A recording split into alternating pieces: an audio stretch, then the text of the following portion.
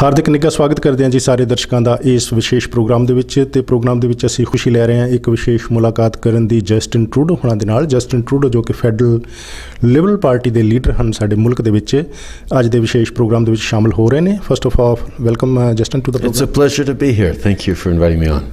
Thank you very much. So election is coming. You have unveiled your 32 points platform. So you want to fix everything what Harper has broken. So what do you actually fix? Well, there's a few things. First of all, the reform platform is very much around changing the way government works.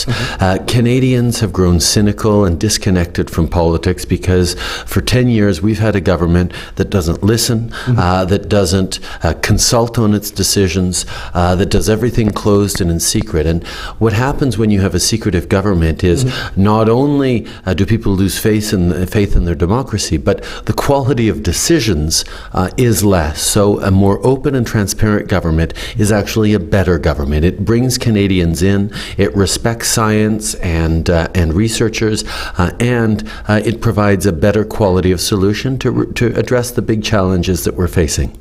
So what has Harper broken? Well, I think people are now incredibly cynical and negative about politics. We see Mr. Harper relies a lot on the politics of attack and of division. He plays up certain fears within some communities, drive wedges within other communities. He's demonstrated that it's possible to get elected and form government through attacks and negativity. But what he's also demonstrated is once you get elected that way, it becomes very difficult to provide solutions that work for everyone. And that's exactly what we're putting forward. We're trying to make sure that politics brings people together instead of driving them apart. So Harper government changed immigration system. Do you think they broke immigration system? Well, I think you only have to talk to a few people within the New Canadians community to realize that immigration is broken. The fact is it's harder than ever before to bring our loved ones over to Canada. The wait times are much longer. The barriers to citizenship are higher. At a time when Canada should be welcoming people here with the understanding that we need to grow our communities, we need to grow our economy. Immigration is a good thing for Canada. That's what the Liberal Party has always understood. And unfortunately, even though Mr. Harper and his ministers have sometimes said good things about immigration, in their actions, they have actually demonstrated that no, they're not worthy of the vision of an open, inclusive Canada that we need. So where you want to start to fix the immigration system, family class, skilled workers, super visa, where you want to start? You start in all that. First of all, you start by creating an immigration system that has appropriate funding and appropriate resources to deal with the backlog. Mr. Harper erased a backlog by pressing the delete button and throwing out a whole bunch of applications.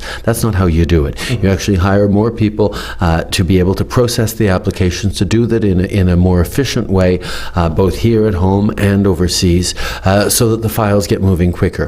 Then you also change the nature of our approach on immigration, so Canada is once again an open and welcoming country. That's something that we used to be, that we can see every day across communities around the country has given tremendous benefit to our country, and that's what we have to be once again. Are you in favor of to reduce landing fee further from $490? Well, I think that's something that once again we see this government having put in big barriers where it's uneven, and if people, one of the principles of Canada is everyone has rights regardless of how wealthy or poor you are, and putting in economic barriers like that is not exactly in keeping with Canadian tradition and principles. So what do you think landing fee $490 is fair? I think that's part of a range of things that we have to look at to make sure once again it's easier for Canadians to easier for people to come build a future for themselves, for their family in Canada. We used to be an open, welcoming country, and that was very good years for Canada. We have to get back to that. There's another heavy fee on citizenship, $530 plus $100, $630. What do you think about that? I think obviously, there's always going to be requirements around costs, but they can't be barriers to immigration. We cannot have people who don't become citizen just because they can't afford it, even if they qualify in every other way. That's not the kind of country we want to be, and that's yet another example of where this government, even though it says good things about immigration, is constantly putting in barriers and reasons for people to not be able to achieve their dreams of becoming Canadian and contributing to this country. So this month, this government brought another strict law for citizenship, and some people think it's a two-tier citizenship now. What do you think about that? Well, one of the great principles of Canada is it doesn't matter where you're from, what color your skin is, what your background is. Once you become a Canadian citizen, you're a Canadian. There's no such thing as a different legal difference between someone who was born here and is maybe 10th generation Canadian versus someone who arrived here as a young boy or young girl and is now a citizen.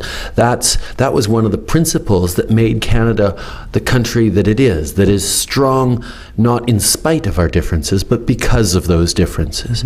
But the changes that Mr. Harper has made to citizenship, which is absolutely unacceptable to me, now makes a distinction between people who were citizens born in Canada or citizens who chose to come to Canada. And that, for me, is wrong. Because as soon as you make citizenship different for someone who gains their citizenship versus born into it, you're creating a two-tiered system, and it becomes conditional. It says, yes, you can become a Canadian citizen, but if you behave in the wrong way sometime in the future, we can take away your citizenship, which we can't for people who were born here. Or even if you don't live in Canada as a citizen, right? Yeah, that's a real problem, and that devaluing of citizenship is a terrible step in the wrong direction. What will you do? I'll reverse the changes in C-24. I'll make it so that a Canadian is a Canadian is a Canadian, and there will be no difference between people who were born here and people who chose to become citizens. All right. ਤਲੋ ਜੀ ਨੇ Justin Trudeau ਸਾਡੇ ਅੱਜ ਦੇ programme ਵਿੱਚ federal level party ਦੇ leader Justin in Alberta, in British Columbia, in Quebec, surveys say NDP is strong. Where is Liberal Party so strong? Oh, you know what? The surveys and the polls that we see right now are a long way from Election Day. And for a long while we were on top of the polls. Now we're a little below. It doesn't make any difference to me. What I'm focused on is the hard work we're doing right across the country to earn Canadians' trust, to put forward, for example, a plan for fairness that puts more money in the pockets of the families who need it to help them with the cost of raising their kids in a bigger tax-free check every month. Those kinds of things that make a real difference is what I'm talking about, and Canadians will start paying attention to politics a little more after Labor Day, at the end of the summer, and I'm looking forward to engaging with them then. When you were new leader of Liberal Party and your party was in the surveys on the top, what happened now you're trailing? Oh, I think it shows that surveys were unreliable then, and they're unreliable now. Canadians haven't made up their minds yet. They want to see a better government than Mr. Harper, and they're open to see who's going to offer that. That's why I'm so incredibly proud of the team that we have of extraordinary candidates from all possible backgrounds right across the country, putting forward a great plan and a vision for this country, and the capacity with me as leader to demonstrate real change and the kind of generational renewal that we need in this country. Tom Mulcair, leader of NDP, he is suggesting a special status to Quebec in our country. So what's your opinion? I think anyone who chooses to be Prime Minister of this country should defend the unity of this country. And the fact that Mr. Mulcair wants to make it easier for Canada to break up is a problem. On top of that, the Clarity Act, which he wants to repeal, was brought in by the Supreme Court of Canada. The Supreme Court established the rules around which secession could happen. Mr. Mulcair disagrees with the Supreme Court on that. He hasn't explained why or how he disagrees, but we know that he does. quite frankly, we've had a prime minister that for 10 years has been picking fights with the Supreme Court. I don't think Canadians want another prime minister who disagrees with the Supreme Court. I think we want a Canadian prime minister who pulls Canadians together and respects our Supreme Court. So how you will, what you will do that Quebecers feel like that they are Canadians? Well, many Quebecers, as we've seen in the past, I'm a Quebecer, and I feel Quebecers understand that there should be no contradiction between being a Quebecer and a Canadian, that you can be both. And someone who has multiple identities, as a South Asian and a Canadian, is just as much a Canadian as anybody else. And that combination of being a proud Quebecer and a proud Canadian is what I'm focused on. And the other thing is, for too long, Quebecers have chosen to vote for a party that was in opposition. It's time they voted for a government once again. It's time they voted to re-engage with governing Canada, so that Quebecers' voice is a positive voice to help shape Canada along the values that we all share from coast to coast to coast. You welcomed Eve Adams in your party in February, and some people think that that was not your good decision, and that's the reason your popularity went down. Do you think that decision was good? Oh, I'm proud of that decision, because we're a party that is open to people come from all different backgrounds and all different beliefs, and quite frankly, being the third party in the House of Commons, we have to convince people who voted a different way in the last election to vote for us now. But what Eve is going to have to do is to win a contested nomination to earn the trust of the Liberals in the riding she wants to run in now, if she is going to be that candidate. And that's something that she's working hard to do. And ultimately, it's not up to me to decide who can be a Liberal or not. It's up to the community members who will choose her or not as their candidate in Eglinton Lawrence. So in future you will accept other opportunistic politicians who want to join Liberal Party? I think we understand that politicians are elected to represent their communities and to do right by the people who elected them. And what Eve saw was a government that doesn't listen, that doesn't respect community members, that forces their MPs to be Stephen Harper's voice in their communities rather than their community's voice in Ottawa. And she realized that she wanted to be the kind of politician that represents people in Ottawa, and I'm glad that she's part of our team. Your own candidates in the GTA, they were frustrated on this decision. So don't you think in the GTA maybe your candidates are facing tough time after this? Oh, I don't think so. I think people understand that the Liberal Party is a party that values all diversity and all perspectives, and we can't pick and choose what diversities we'll like. I'm happy to bring on people who share the same values and view for the country. And what Ms. Adams' challenge is going to be is to convince the people in the riding of Eglinton Lawrence, the Liberals in the riding of Eglinton Lawrence, that she is the right candidate to be their Liberal MP, and that is the choice and the challenge that she's going to face. So some potential candidates, they actually alleged that during the nominations you promoted pick and choose, and some people say nominations are not fair in the GTA, British Columbia. We have seen some revolt. What's your opinion on that? Well, first of all, I'm proud of open nominations. I have the power as leader to pick and choose anyone for any riding, and I haven't done that not once. I have made it that in every case it is the local Liberals who get to have the last word on who their candidate is. But we do have a process, and whether it's misbehaving or whether it's a criminal record or whether it's not being a Liberal, it is possible to say, no, you don't get to run for that nomination. Ultimately, my job, however, is to assemble the best possible team of Canadians, and I'm not going to hide from the fact that I've asked some great people to step up and win, from Chief Bill Blair, who had to contest an open nomination, to people like Chrystia Freeland or Adam Vaughan, or even Navdeep Bains had to fight for his nomination here. No one ran against him, but it was an open process. In any contest, like in politics, people who don't win can be very bitter and upset that they don't win. And people will choose to stir up trouble, but I'm not worried about that. What I've seen is a tremendous success right across the country of people who are involved and optimistic about the future of the Liberal Party. It's a myth that if you win in Quebec and Ontario, you can form a majority government in Canada. Where are you concentrating, in the GTA, in Ontario, Quebec, or where else? Well, the fact is that for too long we've had governments and politicians focused on some areas of the country and not the whole country. Mm-hmm. It's time once again we had a national party that brings people together, that understands that we need strong voices that represent every corner of the country. Mm-hmm. And so we're not concentrating on any one place. We're reaching out right across the country. We have great candidates that we're expecting to win in Alberta, in BC, in the Maritimes, across Ontario and Quebec and the prairies in the north. I mean, we are working hard everywhere so that every single Canadian can vote for a strong Liberal representative. There was time when people were thinking that the new Canadians, ethnic communities, they are in pockets of Liberal Party. Is that true today? Oh, no. I think communities like New Canadians have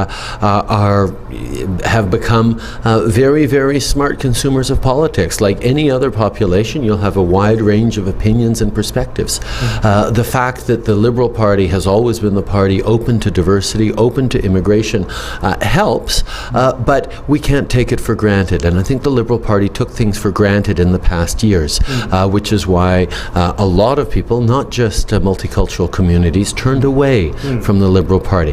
What we're focusing on now is demonstrating that we are committed to pulling people together and getting people back to the Liberal Party. And it's not easy and it requires a lot of work, but ultimately I know that that's what people want to see, and I'm looking forward to getting the support of people from right across the country. Your statement regarding Tim Uppal, that he was used by the government because he's from the ethnic community, New Canadian community, so he's disappointed. Do you want to still stand what you said?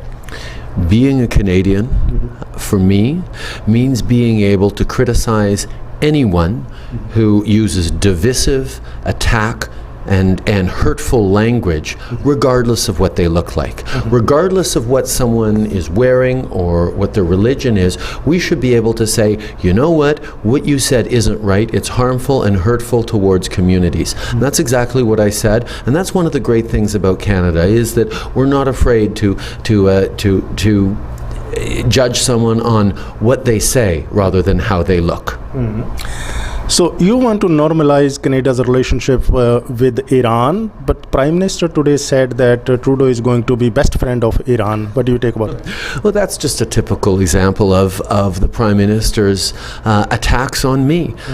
What I said was we have to make sure that we're engaging in the world, and even though our Canadian embassy in Iran was closed down a number of years ago for security reasons, I think it's something we should hope to do, to be able to reopen it and make sure that we're able to do that. It certainly doesn't mean being best friends with Iran. Mr. Harper doesn't understand diplomacy if he thinks that the only people you should talk to are people you agree with. On the contrary, diplomacy means being able to talk to people who don't share your views and who disagree with you. In fact, it's more important to talk to people who disagree with you than to talk to people who agree with you in many situations, certainly in situations of conflict. So Mr. Harper has yet again demonstrated he doesn't understand international relations or Canada's role in the world. So the terrorist organizations like IS, what do you want to do that they stop recruiting Canadians for their organizations in Canada? Well, I think one of the things that this government hasn't done a very good job of at all is reaching out to diverse communities and creating anti-radicalization programs that recognize the important role that community members have in reaching out to young people who are maybe heading down the wrong path or feeling isolated.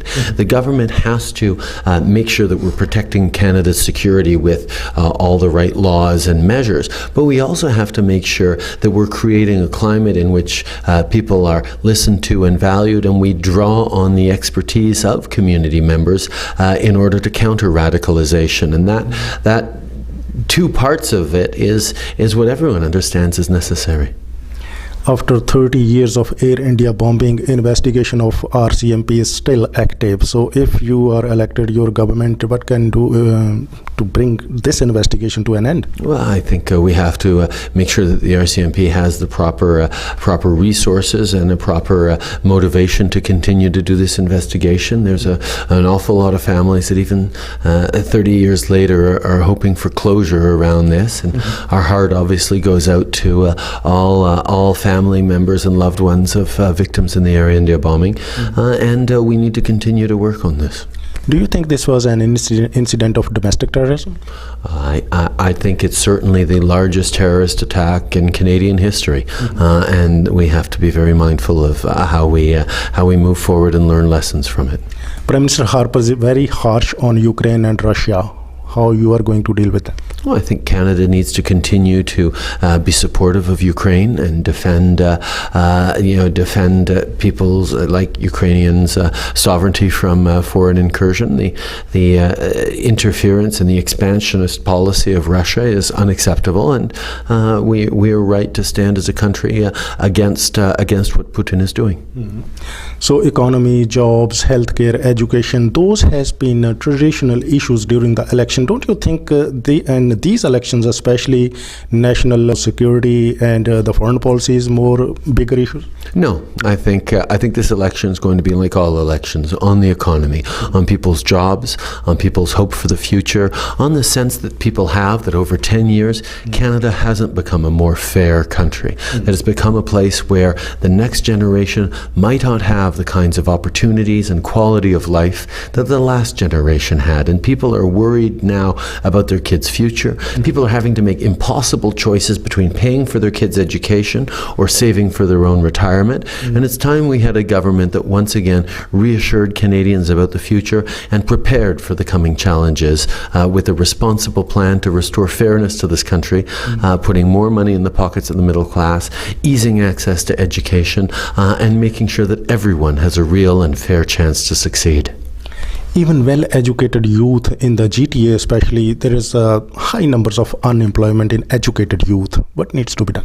Well, first of all, we have to recognize it's a problem. The Harper government has not recognized or made youth unemployment a priority or reaching out to youth in any way, something that it is focused on. So that's something we'll turn around because, as you know, I'm very, very close to young people in terms of their opportunities and their chances to succeed.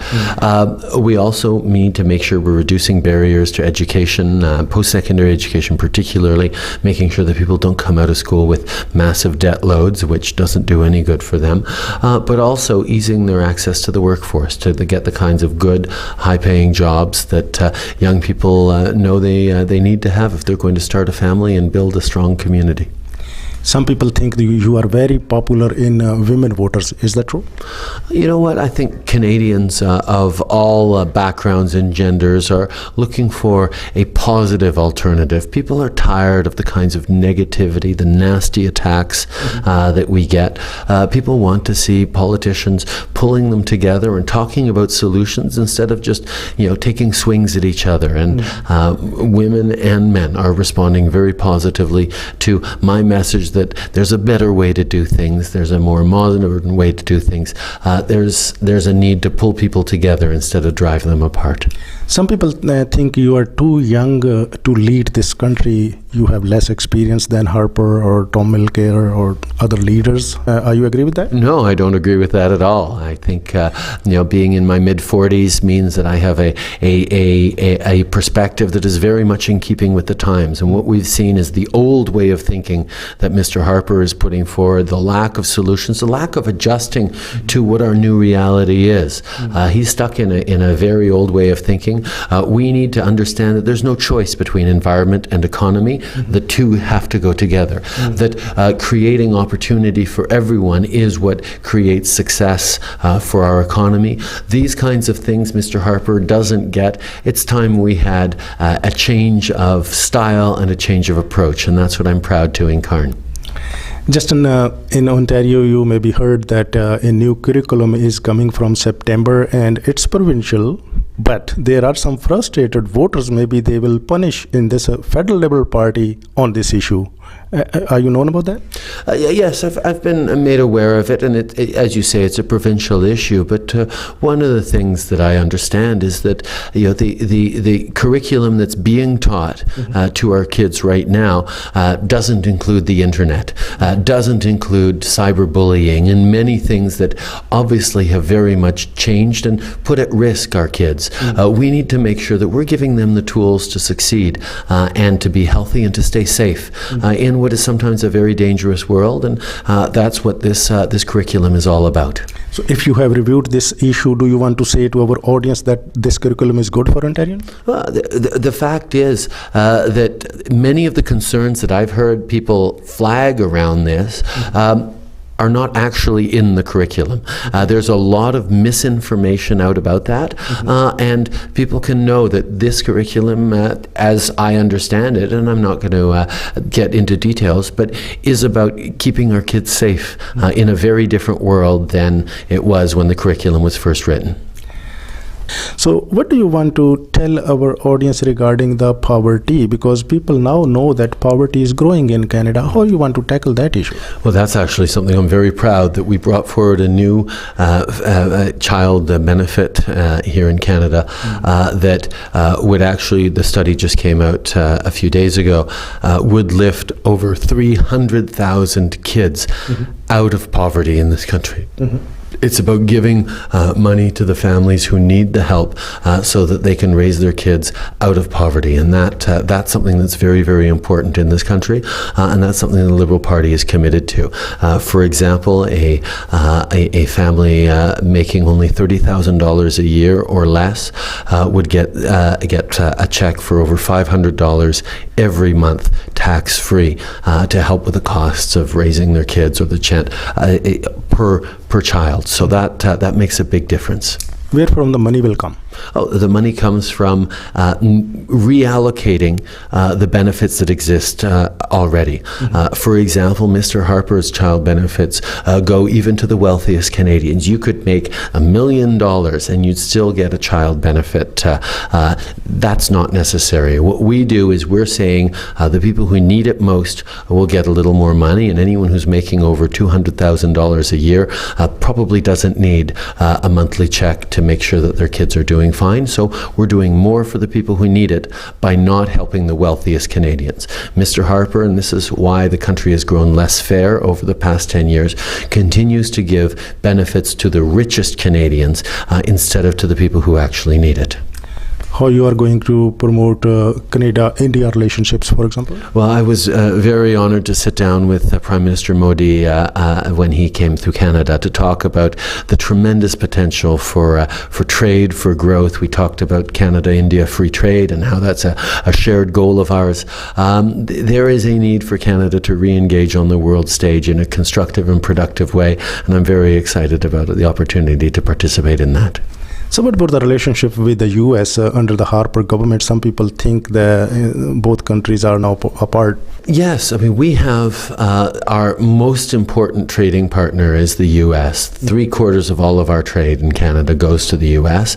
It's extremely important for our economy, for our agriculture, for our social programs, for our security, that we have a good relationship with the United States. Unfortunately, Mr. Harper does not have a good relationship with the United States. He picks fights. He is not engaging in a constructive, productive way, and it's time we turn that around. And that's why I'm so proud to be able to say that we're going to stand up and engage with the U.S. and with Mexico, which is an emerging market and a growing economy, in ways that is going to benefit Canada and Canadian jobs. How you will do that? Well, first of all, understand that we have to empower our diplomats and our foreign affairs workers to engage. Right now, Mr. Harper controls every single word that any one of them says. They're not allowed to do their jobs. We need to make sure that we're actually creating a situation in which Canadians can have their voices heard in Washington around important decisions. President Obama doesn't support oil pipeline. So what do you want to do about that? I think Mr. Obama has demonstrated time and time again that the economy and the environment need to go together. Mr. Harper has put aside any environmental concerns and needs to now demonstrate that he understands, or Canada needs to demonstrate that we understand that building a strong economy means caring for the environment. Very good. So Justin Trudeau ਵਿਸ਼ੇਸ਼ ਤੌਰ ਤੇ ਸਾਡੇ ਅੱਜ ਦੇ programme ਦੇ ਵਿੱਚ ਸ਼ਾਮਲ ਹੋਏ. So at the end, Justin, you want to add something? Just what a pleasure it is to be with you today, and encourage everyone to get informed about the various political parties and vote for real change when October 19th comes around. Thank you very much. So this has been a special program for the viewers, and thank you very much for coming. My pleasure. Thank you. Thank you.